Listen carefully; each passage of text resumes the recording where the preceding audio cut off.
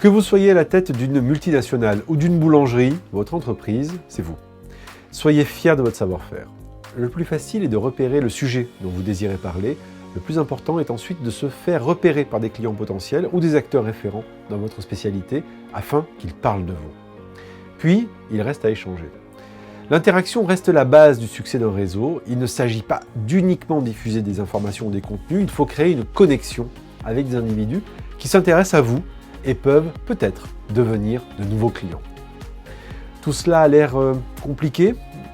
Je vous donne ma recette en 4 étapes pour être efficace sur les réseaux sociaux sans y passer votre vie.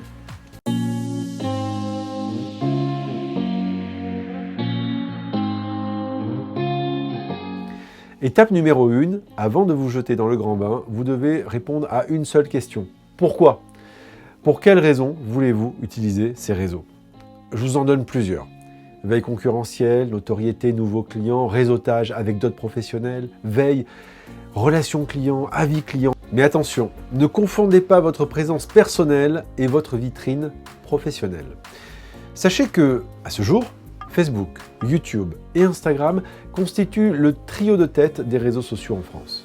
Et que pour les 15-24 ans, 79% d'entre eux considèrent que les réseaux sociaux ont facilité le contact et le dialogue avec les marques.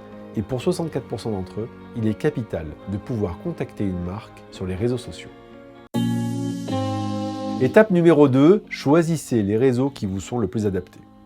Alors il y a les généralistes, Twitter, Facebook, WhatsApp. Il y a les réseaux vidéo comme YouTube, Vimeo, TikTok. Il y a les réseaux visuels comme Pinterest ou Instagram. Et les réseaux professionnels comme LinkedIn. Et puis il y a les petits nouveaux qui montent comme Discord ou Twitch. Étape numéro 3, prenez la parole. Pour cela, il faut créer des contenus et prendre la parole. Par exemple, vous êtes fleuriste ou pâtissier, mettez des photos de vos créations du moment. Vous êtes restaurateur, publiez votre menu de saison et vos conseils de dégustation. Soyez créatif. Définissez des objectifs clairs, préférez la qualité à la quantité. Soyez authentique et parlez de vous. Réagissez à l'actualité, faites des tutoriels, donnez des conseils, pensez à la vidéo parce que c'est un format très engageant et surtout, publiez régulièrement.